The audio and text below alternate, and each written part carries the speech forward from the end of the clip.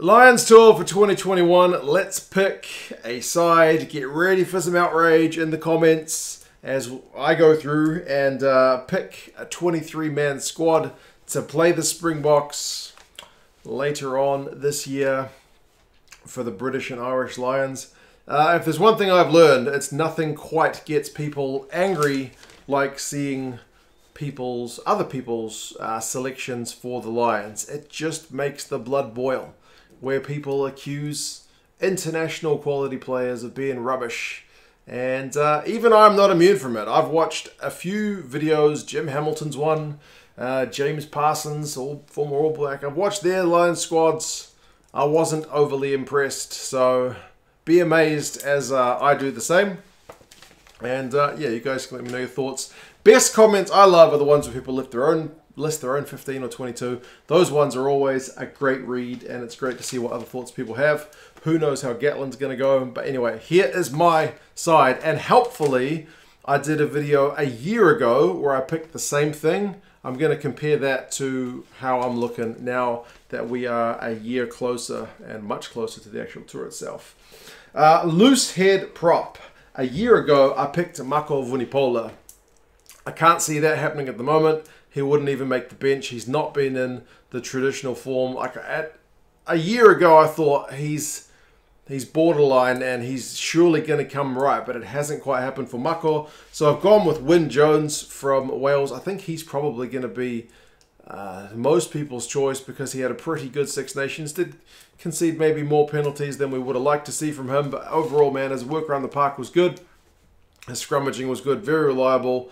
And that's exactly what you want when you're going to go face the Springboks in South Africa. You want a good, reliable prop. He's probably not as good as Kitsoff, who's the leading loose head for the Springboks, but he should still be able to do a pretty bloody good job. On the bench to cover him, I would go with Sutherland. I think in terms of scrummaging props, he's probably another very good candidate. I mean, he could even start really, but I think overall from the course of the Six Nations, Wyn Jones is probably the leading candidate, at least for me, maybe not for you. Do let us know what you reckon.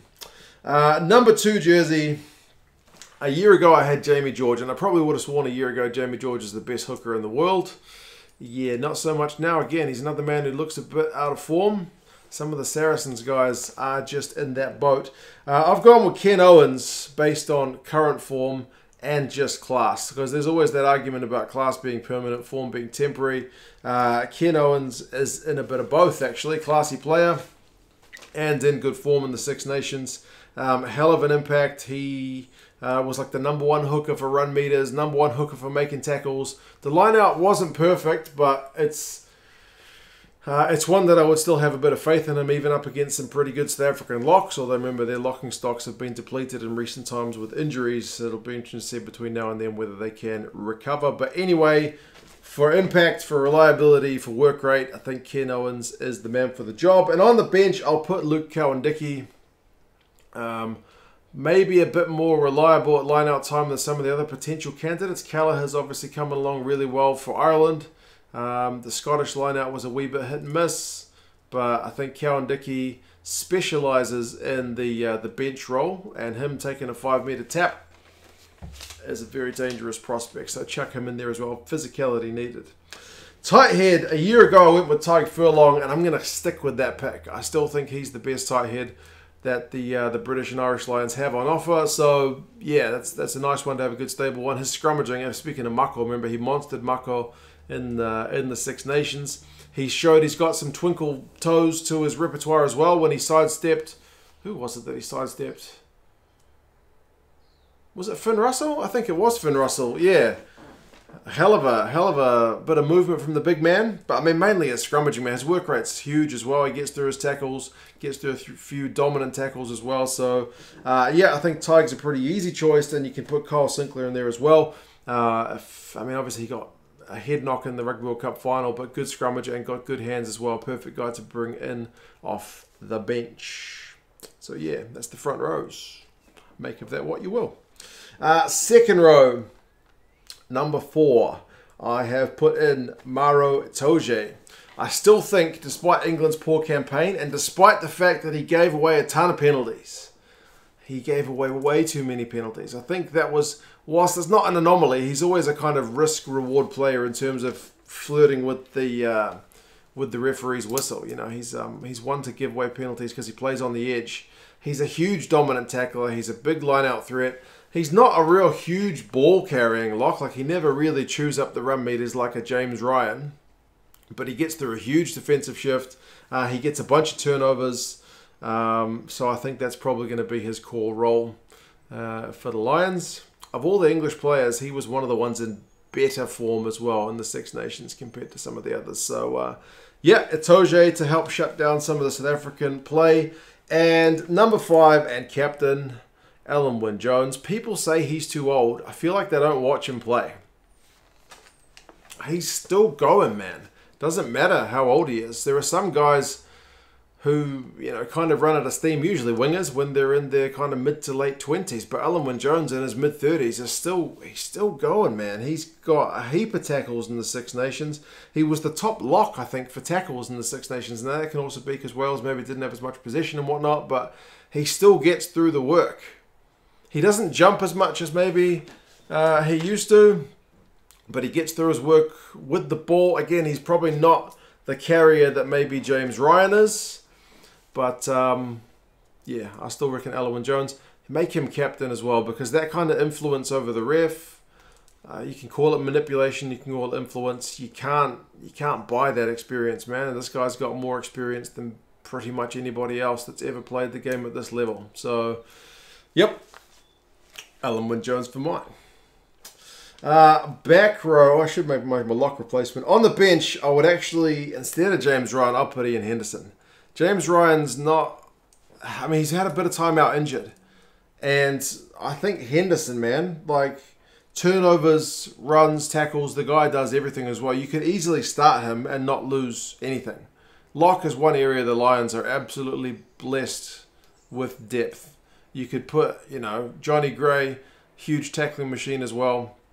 Henderson, James Ryan, Itoje, Alun Jones. The list goes on. There's heaps of depth in the second row for the Lions, but I reckon Henderson, even though maybe that's an unlikely one for Gats, maybe Ryan if he's fit, but for now, chucking in Henderson. Hell of a shout. Back row. Oh, I should say that second row is the same one I picked a year ago. Itoje and Alun. No change there. Number 6. A year ago, I put Courtney Laws.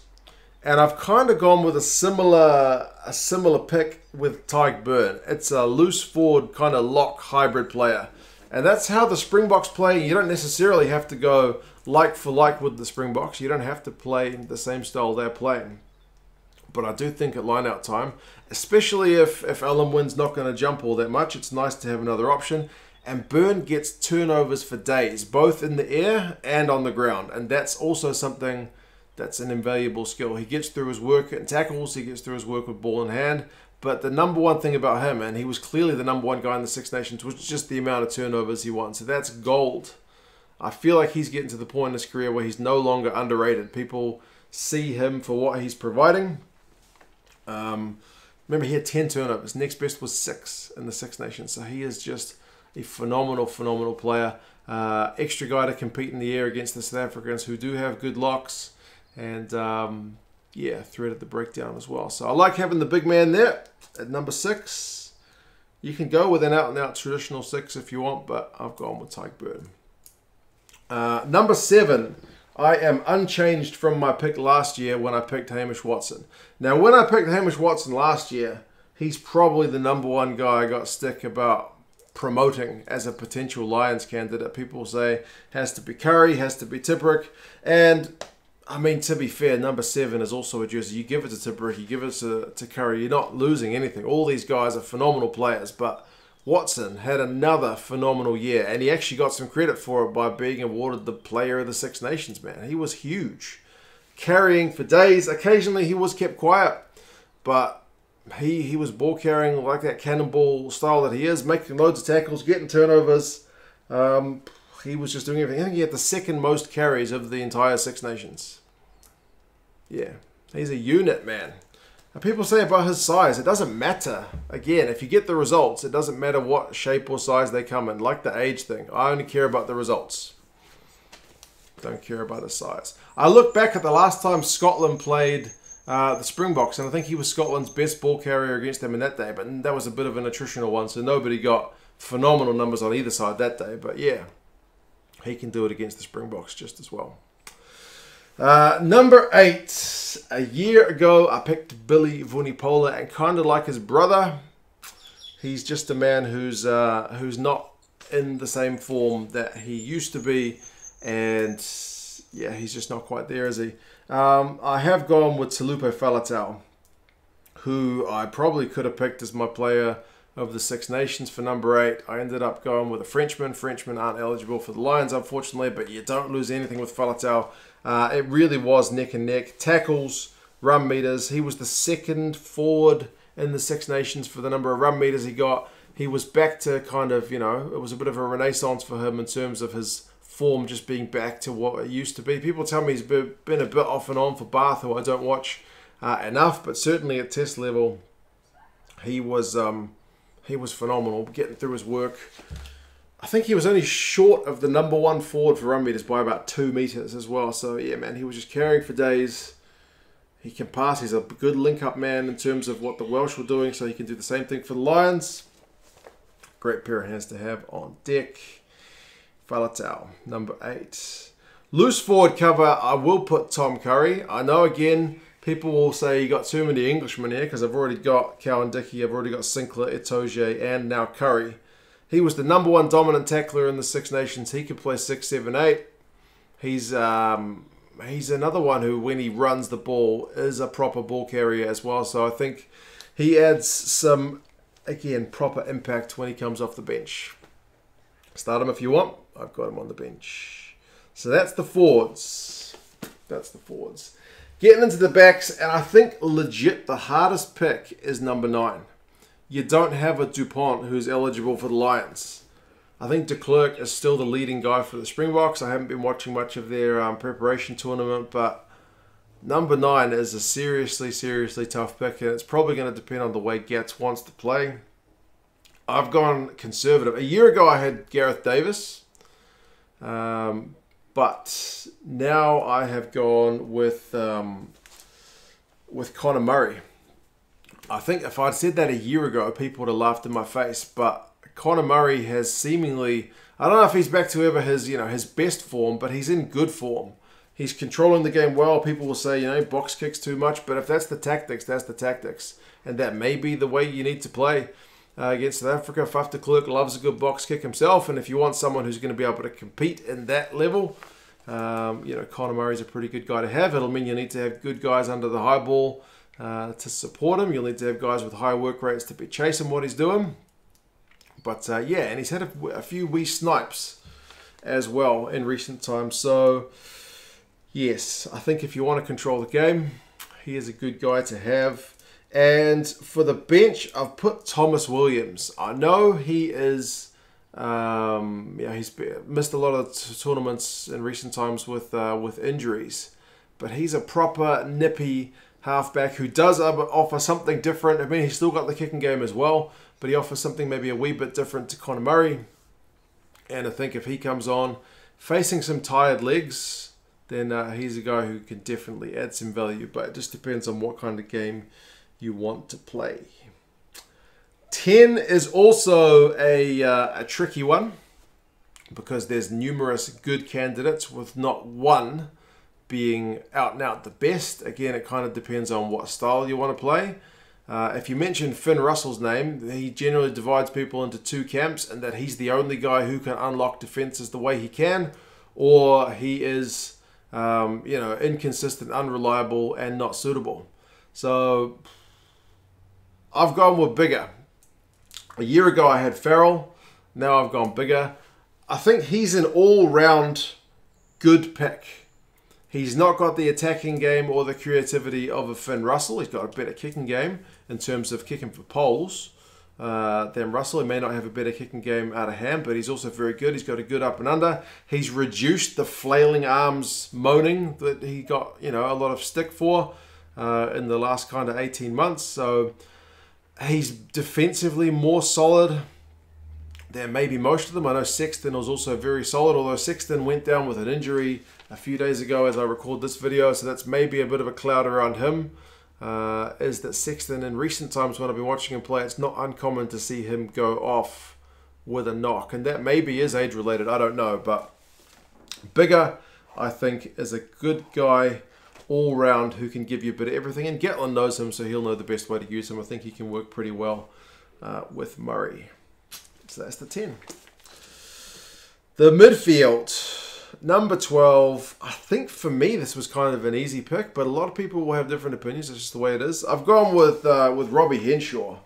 He was a proper unit in the Six Nations, carrying for absolute days as well, and getting through his tackles. He did have a few missed ones, but he was that kind of guy. You didn't even have to look up the stats. Even a casual observer would be able to watch the game, and it's just like you just see him. He's running it again, and boom, who made that tackle? Bloody hell, it was Henshaw again. Yeah, he's in career form, man, and he's a big unit of a man as well. If he's going to be facing alongside somebody like Damien Delende, I think he's a good guy to kind of compete with him head to head. Again, not that you have to go head to head. You could pick a nimble guy to try and play around him. You could pick a second playmaker to kind of kick over him, but I like the idea of playing Henshaw. I think he'll do a really good job up against South Africa. And outside him, another big old unit. I've gone with George North. George North, who a year ago, I don't think I would have been convinced that that guy's an international centre. I don't think I would have been convinced. A year ago, I had Tuilagi, and he's bloody injured again. And I had Jonathan Davis, who's still worth a shout, but I think North at this point. In the Six Nations, he had 34 out of 37 tackles. Now, that's an area for a midfielder which is not always easy to adapt. Like, if you've been watching any New Zealand rugby, you would have seen Rico Ioane, a winger who's moved into the mid, and he's having issues with his defence. He's caught out a bit too much. North, I thought, didn't really have that in the Six Nations. He's got his big size. He's had some big carries. He breaks tackles, and he's still got the gas. Father Time's not really catching up on him in that regard either. So, yep, Henshaw and North replacing Tuilagi and Jonathan Davis a year later for me. Almost there. We're into the back three. Left wing. I've not changed my pick. A year ago I had Josh Adams, and I still insist on Josh Adams. He's another guy that people do not seem to like that much, but his strike rate is just unquestionable. He was 3-3 in the Six Nations. 3 games, 3 tries. Top try scorer at the World Cup. He just has a knack for scoring tries. Tries are very hard to come by over in South Africa. I'm not sure that there's many people better at doing it than this guy. Maybe there was a bit of a defensive question about him at the Six Nations. He didn't have the greatest defensive shift. When he played South Africa, though, at the World Cup in 2019, he only had 1 missed tackle. But then again, he wasn't facing Colby because Colby was out for that game. I think it was in Nkosi, that game. So, yeah, I'm just going to go with him, man. He's good under the high ball. I think he's better than what his defensive stats show. But again, the stats are the stats. And, yeah, man, his strike rate is just among the best in the business. As long as he keeps his head in the game and he's not, you know, going to gender reveal parties and, you know, getting sidetracked. If he keeps on the straight and narrow, I think he had some serious value. Right wing. Right wing. Last year I had Liam Williams because I wanted another guy who is good under the high ball, but I've switched to Anthony Watson this year. Now, again, I've gone with a fairly sizable English contingent there, which maybe you would question based on the Six Nations performances, but he was still second top try scorer. He plays fullback as well, so he is versatile. He's good under the high ball as well. He can cover fullback. He's quick, good strike rate, and I think on South African soil, usually a pretty hard track. I think you kind of want guys who are able to be that bit of nimble, and I think Watson is your man for that. I've left out the 2 Six Nations guys, which is Lewis Rees-Zammit. I think you take him in the squad, and if he you know, in the pre-test games performs, you can chuck him in with the test, but he's still very young, and there's still some question marks around his game. I've left out Duan van der Merwe, big unit of a left winger, scored heaps of tries, heaps of broken tackles. I think the Springboks generally do pretty well against big left wingers, man. Julian Savia scored 1 try against the Springboks from like 7 attempts. Jonah Lomu never scored a try against the Springboks. I mean, this is historical stuff. Duhan is not either of those guys, but I don't think just pure size is going to necessarily do the trick. So I've shifted for Adams and Watson. Good players. Fullback, I think maybe the definite front runner is Stuart Hogg. His broken tackle numbers in the Six Nations were phenomenal. He was second only to Duan van der Merwe, and he doesn't necessarily need to do it with his pure size. He does have that skill. I did see him in the Champions Cup the other day against Leinster, and he didn't have his best outing. So it's put a little bit of a seed of doubt in my mind, but overall I think you can't deny that his potential impact on the game is huge. Generally, he's pretty good under the high ball. The Hugo Keenan's pretty bloody good in that regard as well. Liam Williams also a very safe pair of hands. You know, Lee Halfpenny can kick goals for days, but Hoggy, he can cover apparently fly half as well, but his cannon boot, I think especially at altitude, he was kicking some big kicks in the Six Nations for territory. Give him a game at Loftus, you know, Ellis Park. He is gonna certainly pay dividends for you. So I think Hogg, attacking presence, still a bit of a defensive question mark, but yeah, I think he's your front runner. Other 2 substitutes I have included CJ Stander. So I'm gonna go 6-2 split. I was very torn as to whether to pick a agile mobile pack or just go brute force. I'm gonna go brute force, man. Bring on Curry. Bring on Stander. Tell Faletau to just go nuts for 40 or 50 minutes. Stander loves a carry, man. He was the #1 carry guy in the Six Nations. He can score a try from 5 meters up. Bring on Cowan-Dickie and Stander and Curry. Man, come on. There's something to really love about that. So CJ Stander will be in the 23 jersey. You can put him in, you know, whatever bloody jersey number you like. It doesn't matter. Some teams like to put the 2 backs at the end. Some teams like to put the extra Lucy in 23. It just depends on what school you went to. But yeah, so that means I need someone else to cover because I got Watson who can cover fullback. North can cover the wings as well. Henshaw can cover 13. I've got Thomas Williams who's covering Conor Murray. I don't really want Stuart Hogg to have to cover fly half. I want a guy who's played experienced 10, but not just an out-and-out 10, because I don't want to pick Finn Russell solely to cover 10. I think on a 6-2 split, you need the extra bit of versatility. So I've ended up, maybe a bit reluctantly, with Owen Farrell. He can cover 10, and he can cover 12. It's only 1 extra position.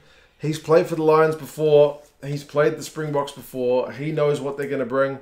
Was he in the best form of his life in the Six Nations? No. Is he a very good player? Yes. Is he well hated by pretty much everybody outside of England? Yeah, apparently so. Not the most popular guy, but yeah. I still back him as a quality player. And Gatland, to get him back into form, I don't think any problems with that. So, safe pair of hands to bring off the bench. If you would ask me who would I trust to kick a 78th minute penalty to go in front, would it be Farrell? Would it be Hogg? Would it be Russell? Probably going to go with Farrell, man. And his ability to cover 12 just gives you a little bit of extra versatility with the 6-2 split. That is the team. It is a bit changed from last year. Hogg still remains at fullback. I had him a year ago, but what a difference a year makes. Anyway, that was 24 minutes. Like I said, it's only my team. There's probably already a bit of outrage in the comments, especially because I just picked Farrell. But, yeah. Everyone's team's going to be different. It'll be fascinating to see what Gatland's one is in May. Obviously, we'll get the squad first, and then we will get the teams named once the tour goes ahead. But anyway, you guys let me know your thoughts. Who would you have in? Who would you have out? Try to keep the outrage relaxed. It's only a bit of fun. And yes, if you do enjoy the vids, feel free to like the video. Feel free to subscribe to the channel. I've also got Buy Me a Beer if you want to chuck me some beer money. Patreon if you want more content or just want to support the channel. Yeah, always much appreciated, guys. Cheers for being along, and I will talk to you soon. See you later.